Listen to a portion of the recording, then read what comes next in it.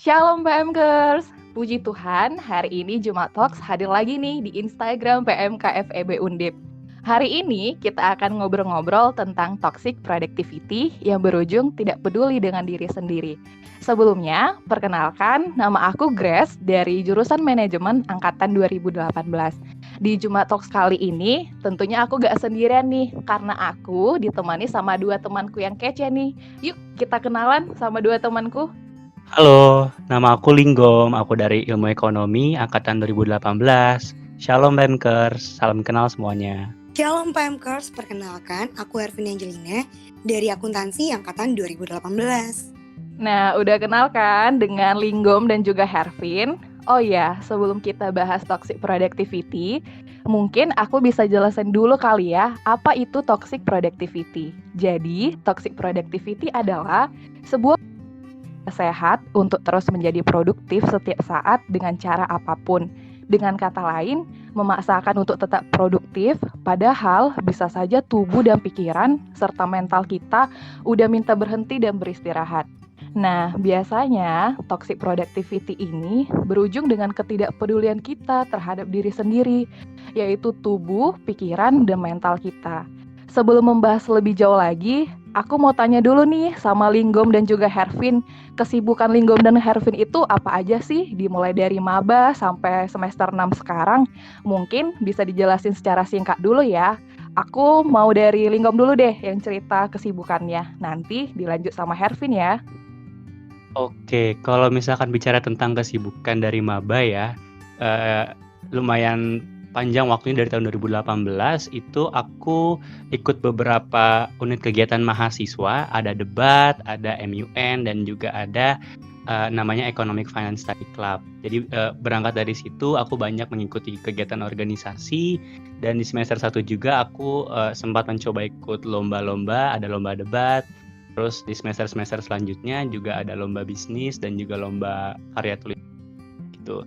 Jadi sebenarnya untuk kegiatan aku masih seputar organisasi, perlombaan, dan ada juga beberapa training dan pelatihan hingga sekarang. Kalau sekarang sih lagi disibukin ada magang, kuliah juga, dan juga masih juga ngikutin beberapa lomba-lomba. Mungkin dari aku singkatnya gitu sih. Wah, keren sekali ya Linggom dan juga sibuk. Nah, sekarang mungkin kita bisa lanjut ke Hervin nih. Kira-kira kesibukan Hervin dari maba sampai sekarang apa aja tuh, Vin?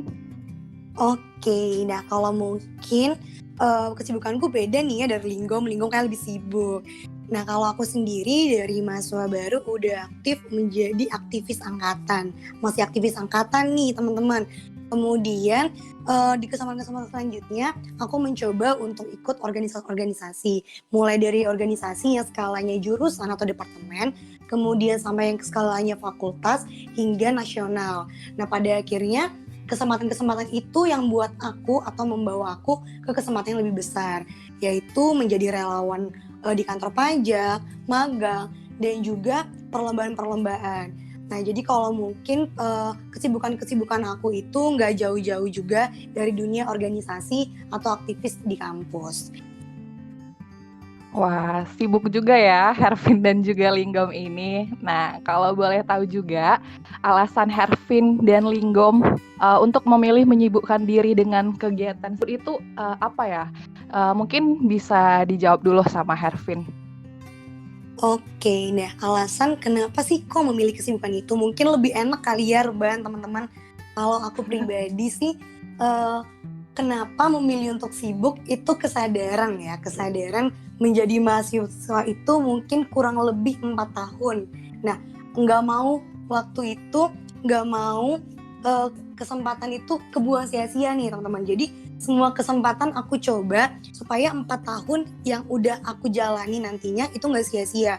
Makanya aku memilih untuk produktif atau memilih untuk ikut berbagai kegiatan. Kemudian juga alasan kenapa aku pengen gabung itu karena aku sendiri gak bisa diam. Oke, kalau dari Linggom gimana nih?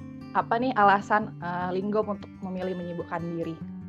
Oke, sebenarnya sih untuk alasan yang pasti juga nggak jauh beda ya dari Hervin tadi. Cuman mungkin sedikit menambahkan, aku dari dulu selalu berpegang teguh sama satu quotes nih, kalau mungkin aku bisa share sama teman-teman. Jadi aku pernah dapat quotes dari salah satu pendetaku yang bilang dalam bahasa Inggris, uh, when God puts you into this world, there must be something that God wants to do through you. Yang artinya di saat Tuhan menempatkan kamu di dunia ini tuh pasti ada sesuatu yang pengen Tuhan lakukan melalui kamu. And that's why Tuhan memberikan kamu kelebihan, talenta, kesempatan, dan juga hal-hal lain. Dan berangkat dari quotes itu aku kayak merasa punya tanggung jawab pribadi dengan apa yang Tuhan berikan ke aku untuk dapat aku kembangkan. Kan ada ya di ayat Alkitab dibilang ada beberapa orang dikasih talenta, ada yang ditanam doang, ada yang sampai banyak buahnya dan ditumbuh kembangkan. Dan aku pengen menjadi orang yang menumbuh kembangkan dan bisa memanen buah-buah tersebut. Dan itu salah satu dasar kenapa aku memilih kegiatan tersebut. Dan yang kedua, aku juga sama kayak Hervin, karena kesempatan kuliah ini sekali seumur hidup, yang terutama S1 gitu, jadi aku nggak mau nyanyain sih 4 tahun aku selama kuliah. Aku bisa bertemu dengan banyak orang dari berbagai universitas, mendapatkan ilmu dan juga menambah relasi juga sih. Dua hal itu sih yang menjadi salah satu dasar dan alasan terbesar aku kenapa aku istilahnya mau menyibukkan diri gitu. Oke, sekarang aku udah ngerti nih alasannya. Jadi untuk teman-teman angkatan 19 dan 20, selagi masih ada kesempatan, gak ada salahnya nih kita ikut berorganisasi, kita ikut lomba, agar kesempatan kita kuliah selama 4 tahun gak terbuang sia-sia. Dengan kesibukan yang Hervin dan Linggom punya, pernah nggak sih kalian merasakan lelah atau terlalu memforsir diri kalian untuk lebih dan lebih lagi untuk menjadi seseorang yang produktif? Mungkin bisa dari Linggom dulu deh. Kalau pernah, mungkin bisa dijelasin pengalamannya seperti apa. Kalau misalkan ditanya lelah, ya itu pasti pernah sih. Sepanjang proses melakukan organisasi atau lomba itu pasti pernah lelah, pernah jenuh, pernah sampai kurang istirahat, dan parahnya pernah sampai mengurangi atau kayak nggak fokus kuliah dan yang lain-lain gitu. Tapi kalau aku pribadi adalah orang yang sudah menentukan terlebih dahulu kegiatan apa yang akan aku lakukan, sudah aku porsikan nih periode waktunya untuk kegiatan ini. Udah ada, jadi aku udah bisa lebih memanage waktunya gitu. Tapi kan kita nggak bisa nggak bisa meramalkan juga titik jenuh kita di mana dan lain sebagainya gitu sih kalau dari aku. Oke, Linggom. Nah, mungkin sekarang kita bisa dengerin nih pengalaman dari Hervin seperti apa. Nah mungkin kalau dari aku, benar-benar dari aku punya kesempatan jadi mahasiswa baru, aku terjun ke angkatan yang pada akhirnya mengantar aku jadi ketua angkatan.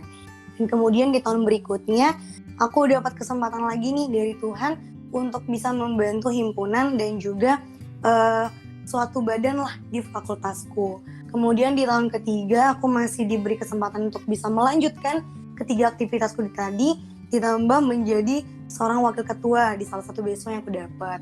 Nah, sebenarnya dalam momen itu aku benar-benar pernah ngerasa capek, jenuh, lelah, sampai mungkin aku nggak kenal diriku sendiri karena aku mengikuti semua rutinitas itu dan aku jadi lupa kalau aku harus mencintai diriku gitu. Nah mungkin berbeda dengan Linggom ya. Kalau Linggom tadi keren banget udah punya perencanaan di awal untuk menentukan apa-apa aja yang mau dikerjain. Nah kalau aku dulu bener-bener yang ngikutin arus. Jadi emang salah satu kesalahan aku yang mungkin menyebabkan aku lelah, aku capek, dan kemudian itu berpengaruh juga ke emosional aku, itu adalah aku gak merencanakan dengan baik nih apa yang aku kerjakan.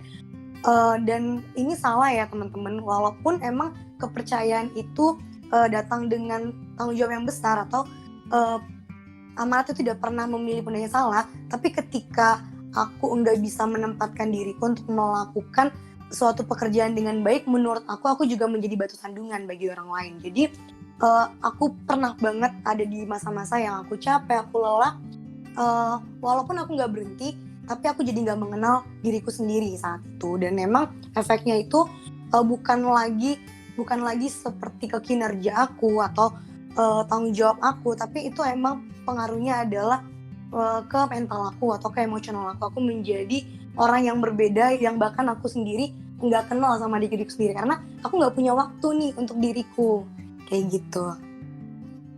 Oke, Hervin. Nah, aku mau nanya lagi. Dalam kondisi seperti itu, apa sih yang Hervin dan Linggo melakukan untuk mengatasi kejenuhan, kelelahan, sehingga mood kalian itu bisa naik lagi? Kalau self love versi aku, misal kalau aku kejenuhan atau kelelahan ya, aku kayak makan banyak atau enggak aku ngabisin uang untuk shopping. Asik.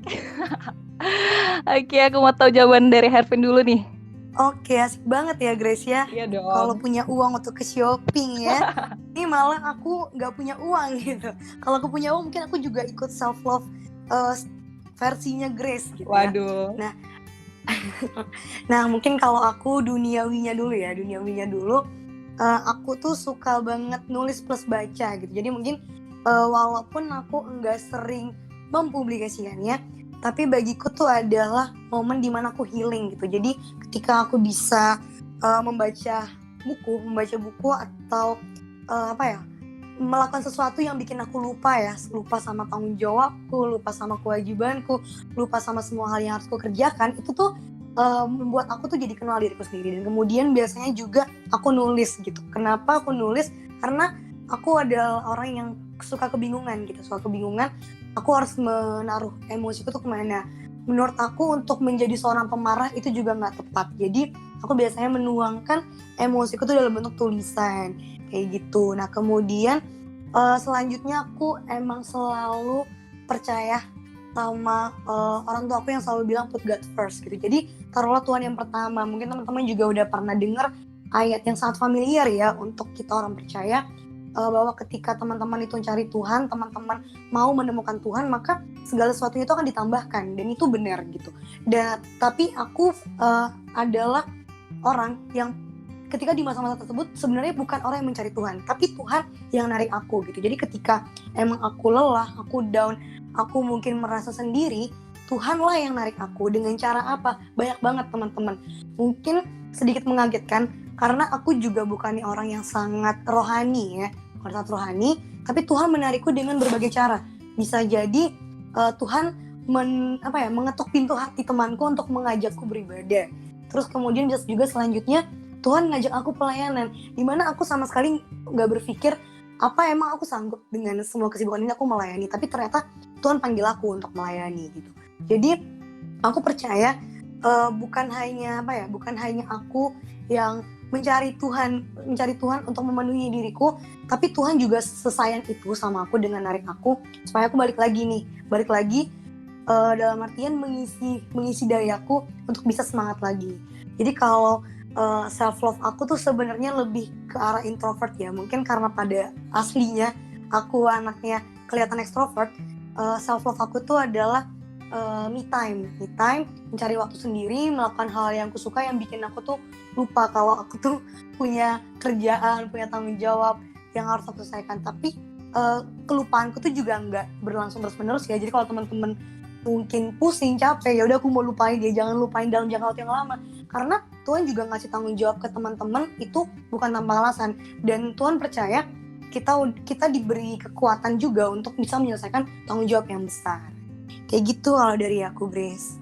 Oke, berarti self love versi Hervin ini adalah seperti baca buku, menulis, dan yang paling penting adalah put God first. Oke, menarik ya. Nah, kalau dari Linggom sendiri nih, self love versi Linggom kamu itu gimana nih, Linggom?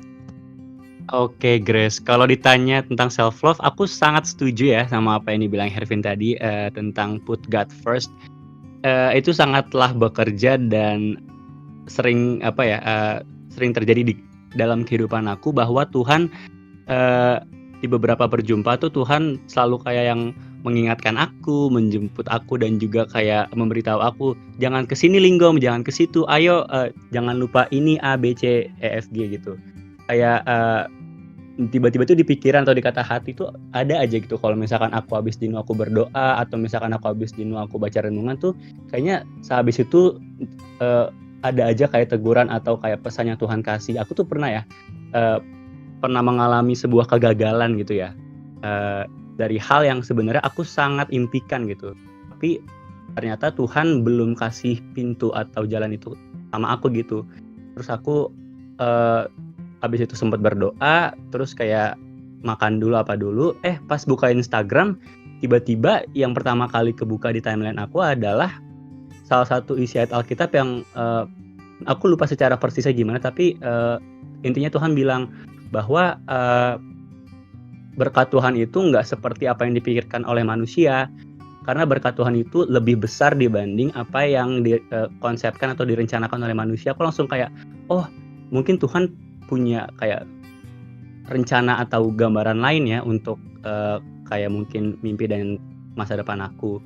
Dan itu put God first itu adalah salah satu self love yang paling jitu kayaknya kalau menurut aku ya. Nah mungkin berbeda sama Hervin. Kalau Hervin kan tadi menulis dan juga membaca. Jujur aku orangnya kurang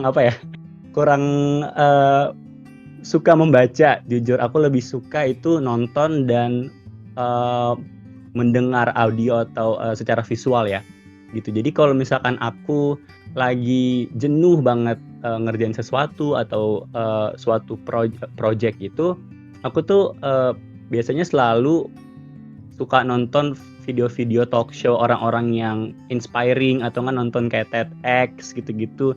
Entah kenapa kayaknya ke-charge lagi gitu loh badan dan energi dan jiwa kita untuk oke, gue harus bisa nih, gini aja masa gue udah nyerah atau gimana gitu. Tapi ya nggak berarti juga nggak nonton yang kayak YouTube yang lain ya, yang kayak entertainment gitu.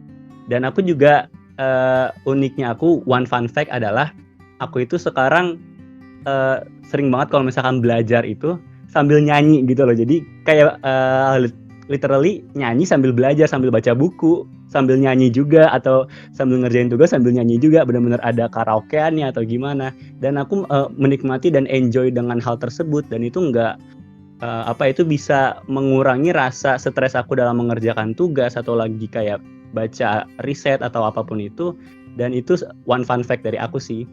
Dan satu hal lagi, gimana caranya aku bisa menetralisir kejenuhan aku sih ini ya, selalu berusaha untuk komit kepada diri sendiri untuk melakukan evaluasi setiap malam gitu loh. Jadi apa yang aku lakukan adalah aku selalu kayak nulis atau nyatet hal apa aja yang udah aku lakukan hari ini. Dan aku selalu kayak nge-highlight hal-hal apa aja yang menurut aku harus aku minimalisir dan hal-hal apa saja yang harus aku kembangkan gitu loh. Dan dari hal itu aku kayak lebih bisa menerima kekurangan aku lebih bisa menerima kelebihan aku dan hal-hal lainnya. Dan itu efeknya ke aku kayak semakin mengenal diri aku kembali gitu. Dan aku semakin mengerti, oh kalau misalkan gue kebanyakan ngelakuin ini, bisa-bisa gue ntar berujung ke stres nih. Atau kalau misalkan gue kebanyakan ngelakuin ini, ujung-ujungnya gue bisa kayak nggak ngerjain si hal-hal yang lain nih. Nah dari hal-hal itu aku semakin belajar untuk lebih bisa mengerti diri sendiri dan lebih bisa mengkontrol diri sendiri. Batas gue tuh sampai mana sih? Kalau misalkan kayak ibarat gelas, sampai tumpahnya tuh di titik mana sih? Tuh. Jadi mungkin itu sih banyak sedikitnya hal yang bisa aku share. Aduh, oke, menarik ya Linggom, self loversnya Linggom. Aku juga mau tanya nih sama Linggom. Tadi kan Linggom sempat bahas kalau self loversnya itu seperti menulis kegiatan apa aja yang udah dilakukan satu harian itu. Nah, aku juga pernah sih seperti itu, cuman udah nggak berlanjut lagi. Nah, kalau dari Linggom, kebiasaan itu mulai dibiasakan dari sejak kapan atau udah dari tahun kapan? Oke, kalau misalkan ditanya sejak kapan, aku inget banget. Jadi aku waktu itu ikut yang namanya sebuah pelatihan kepemimpinan dari beasiswa aku, Tanato Foundation, di mana di situ dijelaskan salah satu metode self reflection itu yang seperti apa yang aku lakukan gitu. Dan aku kayak mendengar materi dari pembicaranya kayaknya kok kayaknya seru banget gitu loh. Dan melihat impact-nya ke pembicara tersebut yang sangat besar membuat aku jadi semakin kepo dan pengen nyoba gitu. awal-awalnya sih aku kayak masih ngasal-ngasalan ya, kayak cuma sekedar nginget-nginget doang atau sekedar nulis-nulis doang. Tapi kayak masih belum ngerasa impact yang bener-bener langsung ke dalam diri aku gitu. Tapi karena aku masih kepo, aku cobain terus, aku bener-bener kayak make it to be our habitual activities gitu ya, setiap hari, dan aku baru bener-bener berasa banget efeknya itu setelah aku sebulan rutin ngelakuin itu gitu loh. Dan caranya gimana adalah kayak aku bener-bener nulis aja.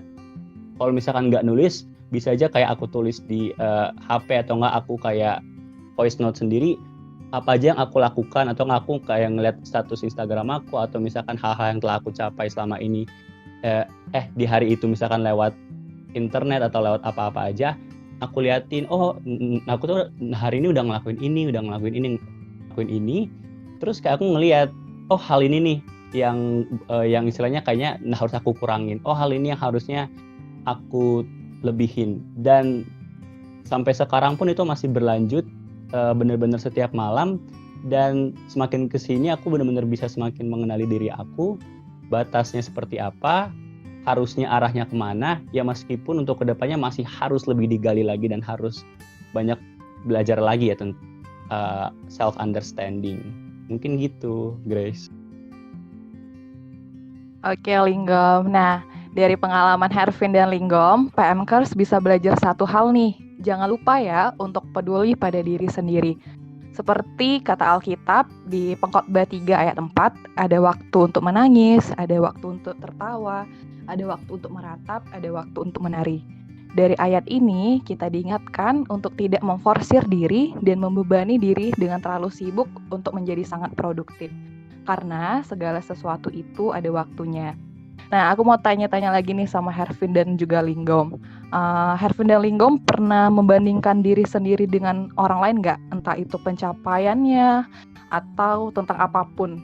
Membandingkan di sini dalam artian ingin menjadi lebih dari orang tersebut. Mungkin Hervin bisa jawab dulu kali ya. Oke, kayaknya kalau ngebandingin mungkin enggak ya. Tapi kalau aku tuh lebih dulu tuh aku lebih ke arah mikir kalau orang lain bisa, aku harusnya bisa dong gitu. Mungkin ini ya pemikiran klise remaja-remaja labil ya. Wah, kalau dia aja bisa, aku pasti bisa dong gitu. Dan itu cukup lama ada di pikiran aku. Misalnya nih Linggom jago banget nyanyi, terus juga debatnya jago, sampai ikut MUN dan sebagainya. Dan one day itu bikin aku mikir kayak, wah Linggom aja bisa gitu kan, masa aku nggak bisa? Dan apa ya, itu membuat aku lupa sama hal-hal yang udah Tuhan kasih sebenarnya sama aku. Misalnya aku punya keberanian untuk bicara depan umum atau dan sebagainya. Itu bikin aku lupa kalau ternyata aku punya sesuatu juga yang mungkin orang lain juga pengen punya itu gitu. Jadi aku pernah di titik seperti itu, pernah di momen-momen seperti itu, sampai akhirnya aku diingatkan sama Tuhan kalau setiap orang tuh punya talent gitu, setiap orang tuh punya talenta yang berbeda-beda gitu.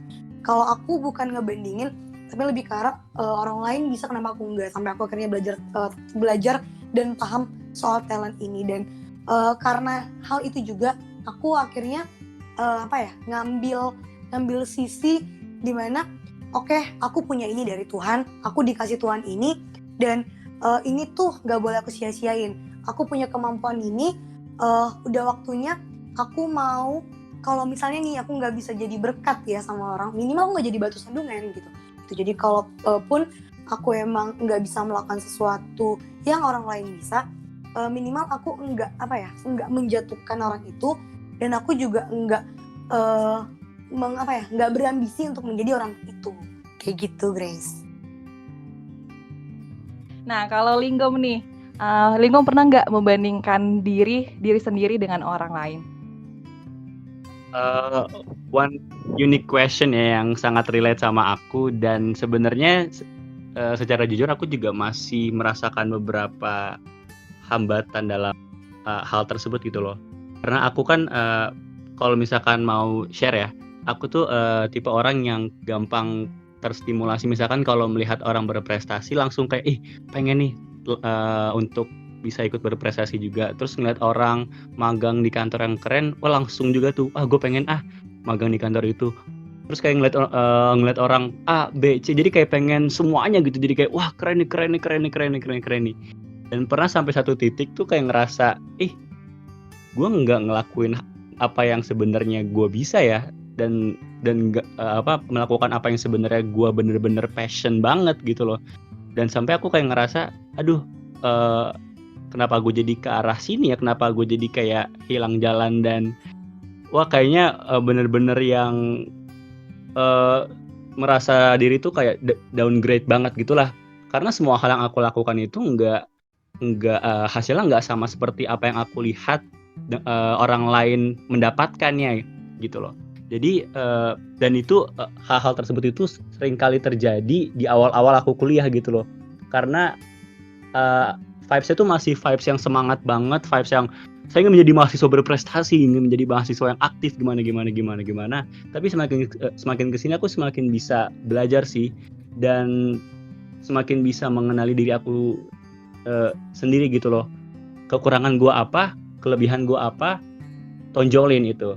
Dan untuk kayak melihat kesuksesan orang lain, sebenarnya nggak salah juga untuk mau mengikuti apa yang prestasi atau capaian yang orang lain punya gitu ya, as long as memang itu yang menjadi kebutuhan kamu dan itu yang menjadi kekuatan kamu, dan kamu memang butuh itu gitu loh.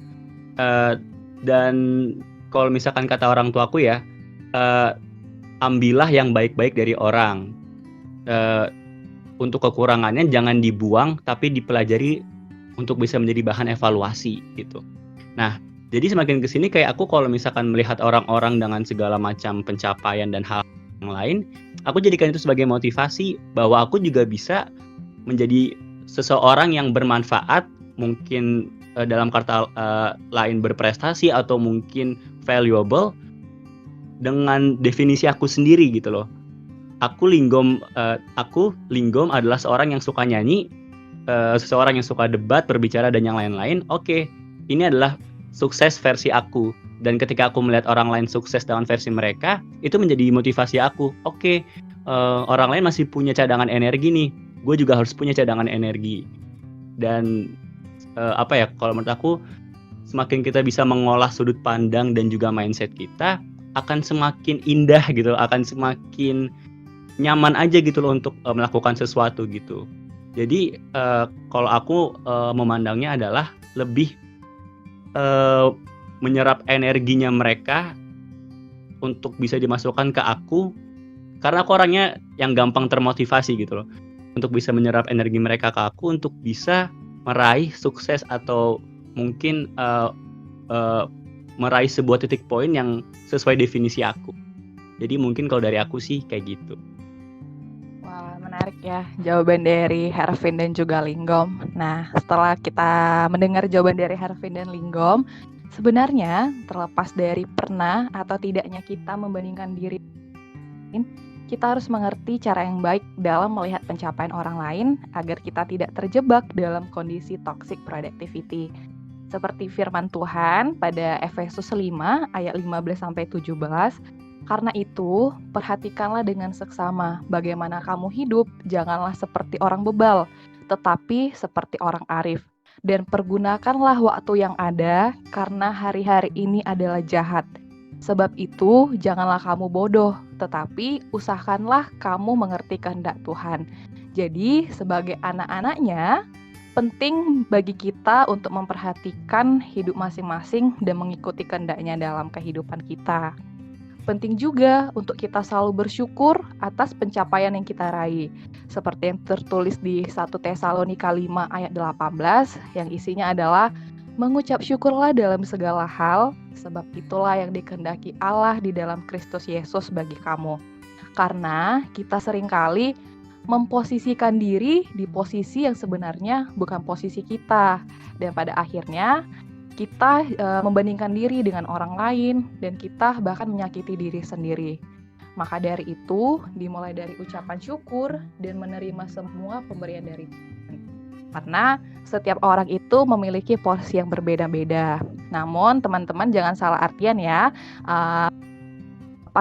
Bersyukur di sini bukan berarti pasrah dengan keadaan. Namun ketika kita mengerti apa itu bersyukur, kita ingin mengembangkan diri dengan pola hidup yang baik dan tidak stuck di situ-situ aja. Dan yang paling penting itu adalah kita berserah karena jika kita berserah, kita mengerti karena Tuhan telah memelihara hidup kita. Oke, sebelum obrolan kita berakhir, ada pesan nggak nih dari Hervin dan juga Linggom untuk PMkers supaya tidak terjebak dalam toxic productivity? Mungkin bisa dari Hervin dulu. Pesan dari aku, teman-teman silahkan produktif, cari kegiatan sebanyak-banyaknya, karena sebaik-baiknya orang pasti adalah orang yang bermanfaat bagi orang lain, tapi jangan lupa juga untuk selalu bersyukur. Itu dari aku, terima kasih Grace. Oke Hervin, nah kalau pesan dari Linggom apa nih buat PMkers? Waduh, kayaknya udah diambil nih sama Hervin. Aku juga kurang lebih sama sih kayak Hervin juga. Cuman mungkin ada satu hal yang mau aku tambahin sedikit gitu ya. Mungkin banyak dari kita ya, nggak semuanya juga, banyak dari kita yang masih melihat orang produktif itu orang yang mempunyai segala macam kegiatan dan aktivitas. Wah, kayaknya keren gitu. Tapi yang mau aku tekanin lagi bahwa teman-teman kalau melihat katanya itu kan produktif. Itu kan ada kata produk di situ.